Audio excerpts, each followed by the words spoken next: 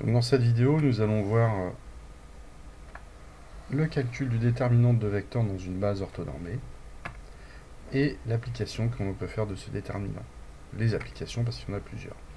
Alors première chose, le déterminant. Donc il faut se placer dans une base orthonormée. D'accord, qui va nous définir deux directions principales. Alors, chaque direction étant donnée par un vecteur, on doit avoir les directions de I et J qui sont perpendiculaires. On dit que les deux vecteurs sont normaux. Et nous devons avoir l'égalité des normes pour définir une unité commune sur les deux axes. À partir de là, on peut faire des calculs de longueur et de déterminant, sinon on ne peut pas faire. Donc dans cette base, si je vous donne deux vecteurs de coordonnées U, X, Y et V, X', Y', eh bien, je vous rappelle que le déterminant de UV, alors on le note souvent sous la forme d'une matrice, comme ça. Une matrice, c'est un tableau de coordonnées ou de nombres. Eh bien, on va le noter comme ça.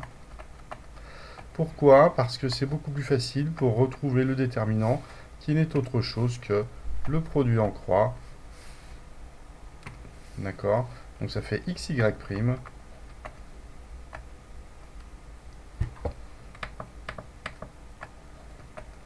moins YX'. Voilà le calcul du déterminant.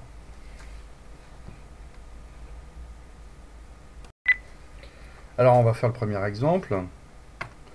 Donc ici c'est du calcul, on ne va pas faire de figure, puisque la figure ne va rien nous apprendre. Alors ce qu'il faut savoir, c'est que le déterminant est un nombre. Ici on part de deux vecteurs avec des coordonnées, mais une fois qu'on a fait le produit en croix, on obtient un nombre. Alors ici on a donc AB. Je vous rappelle qu'il faut calculer les coordonnées de AB en faisant la différence des abscisses et la différence des ordonnées. Donc on a AB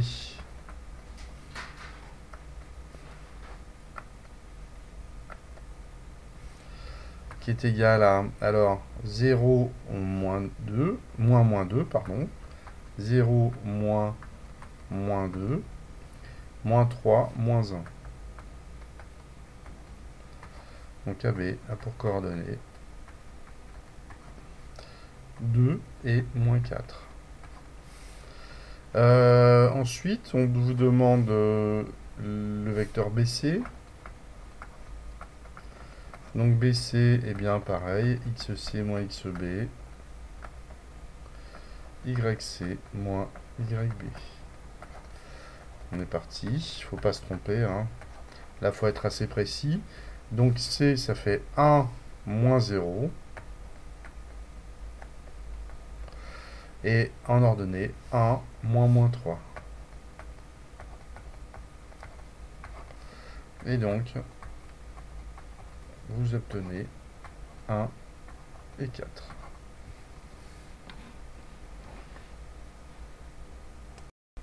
Donc calculons maintenant, puisque nous avons les coordonnées dans ce repère orthonormé, nous allons pouvoir calculer maintenant le déterminant de AB et de BC, les deux vecteurs AB et BC. Alors je vous rappelle que vous écrivez une matrice avec en colonne les coordonnées de AB et ici les coordonnées de BC. Voilà, et cette matrice vous permet, alors je le note ici, on fait le produit en croix, et donc ça va vous donner 2 fois 4, moins, attention, n'oubliez pas le moins, 2 fois 4, moins 4 fois 1. Donc ça fait 2 fois 4, 8. Moins 4 fois 1, ça fait moins 4. Donc 2 fois 4, 8, moins 4, ça fait 12.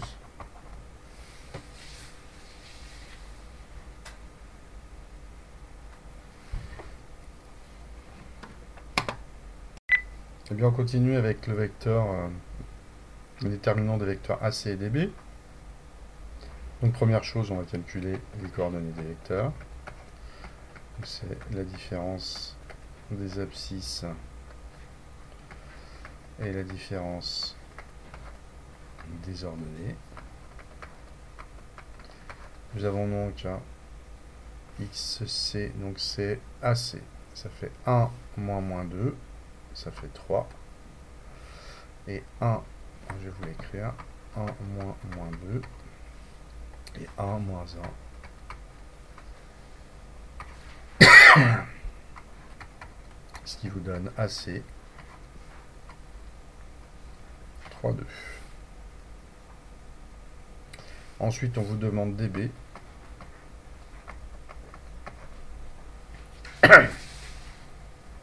Alors DB, eh bien, XD, XB moins XD, YB moins YD, DB.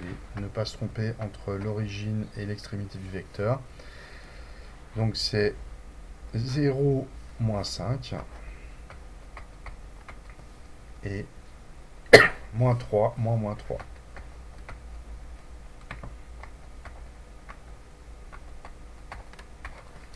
DB a donc pour coordonnées moins 5, moins 3 plus 3, 0.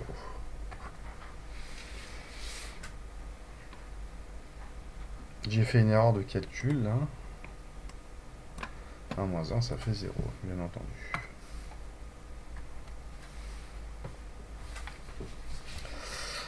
Alors, nous allons maintenant calculer le déterminant de ces deux vecteurs. Donc, le déterminant de AC et DB est égal, alors, on y va, 3, 0, moins 5, 0. Je fais le produit en croix. 3 fois 0 moins 0 fois moins 5. On va l'écrire. Moins 0 fois moins 5. Et bien ça fait 0.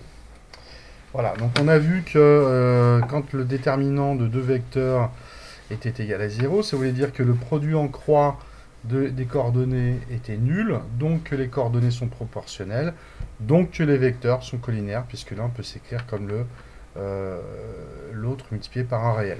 Donc ça, on verra ça comme application dans le prochain exercice. Alors, une application directe de du déterminant concerne la collinéarité de deux vecteurs.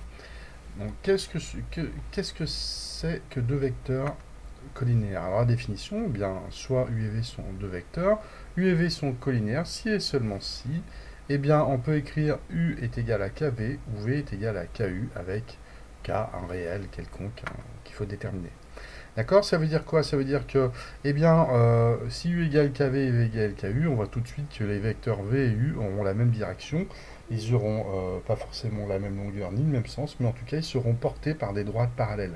Donc la collinéarité des vecteurs correspond au parallélisme pour les droites. Je vous rappelle que là, on change de registre. Collinéarité des vecteurs, parallélisme des droites qui les portent. Ne pas se tromper de registre. Eh bien, on a vu aussi dans le cours que dans un repère orthonormé, alors c'est très important parce que sinon on ne peut pas faire de calcul de déterminant, eh bien dans un repère orthonormé, U et V sont collinéaires si et seulement si le déterminant de U et V était égal à 0. Alors à quoi cela tient? Eh bien je vous rappelle que le déterminant de U et V, c'est tout simplement le produit en croix de leurs coordonnées, et que si ce produit en croix est nul, eh bien cela veut dire, je vous rappelle, que les coordonnées sont proportionnelles, et que l'on peut donc écrire U est égal à KV, ou V est égal à KU, tout simplement. Donc une application, bah voilà, on va faire l'exercice. Alors, on vous donne 3 points. D'accord. On vous demande... Voyez, ici, on va faire de la géométrie sans qu'avec les calculs. Donc, eh bien, toujours pareil. Vous commencez par écrire les coordonnées de vos vecteurs. Donc la différence des abscisses et la différence des ordonnées. Attention, c'est YB moins YK. Alors, ceci vous donne AB. Alors, on y va. Ne pas se tromper entre l'ordonnée, l'extrémité et l'origine. Donc 4 moins 2 pour les abscisses et pour les ordonnées. Moins 2, moins 3. Toujours pareil. Hein. Ne pas se tromper de signe. Voilà. 4 moins 2, ça fait 2. Moins 2 moins 3, ça fait moins 2 plus 3, ça fait 1. Très bien. Donc nous avons les coordonnées du premier vecteur. Et maintenant le vecteur AC.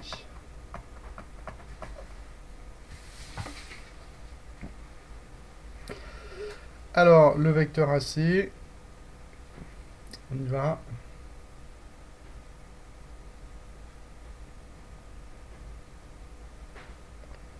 Alors, XC moins XA,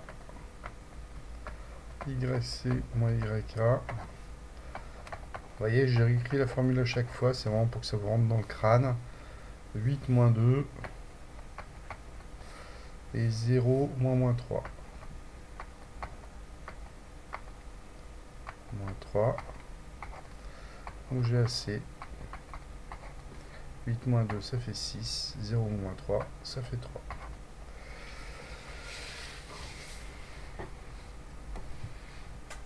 Alors, calculons maintenant le déterminant de A et B.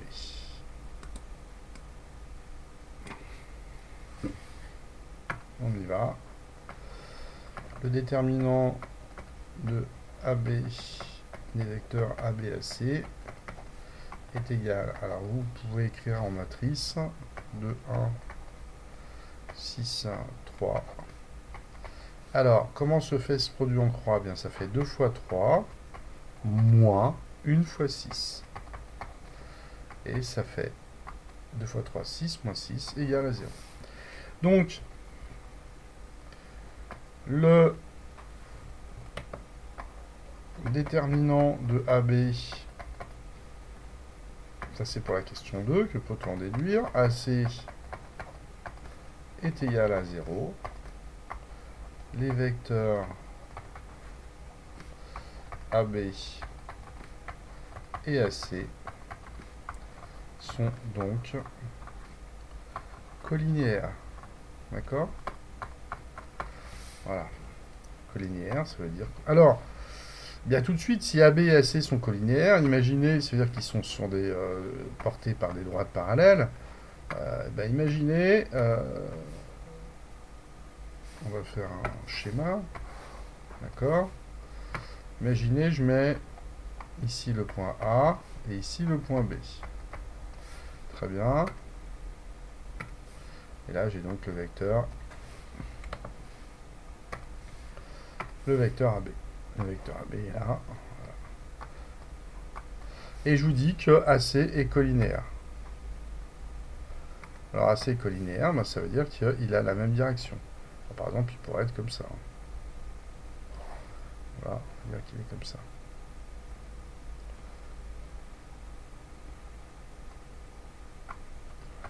Et là, on aurait le point C. Et forcément, puisqu'ils sont collinéaires, puisque les droites AB et AC sont parallèles et que les points et que ces deux droites ont un point commun A, forcément les points vont être alignés. Donc on vous dit ensuite, on va vous poser une autre question, écrire une égalité avec ces deux vecteurs. Eh bien oui, on aurait pu tout simplement voir que sans passer par le déterminant, que regardez, je passe, vous réécrivez vos deux vecteurs, donc on a, vous voyez, pour passer des coordonnées, si je passe de l'abscisse de AB à l'abscisse de AC, on va l'écrire, AB a pour coordonnées 2, 1, et AC a pour coordonnées 6, 3. On voit bien ici que pour l'abscisse, je multiplie par 3, et je multiplie par le même nombre sur l'ordonnée. Donc je vais pouvoir écrire que AC est égal à 3 fois AB. Les vecteurs sont collinaires. D'accord? Alors, là, c'était pas demandé, mais on peut déduire que AB et AC étant collinaires, on en conclut que les points ABC sont alignés. Voilà pour cet exercice.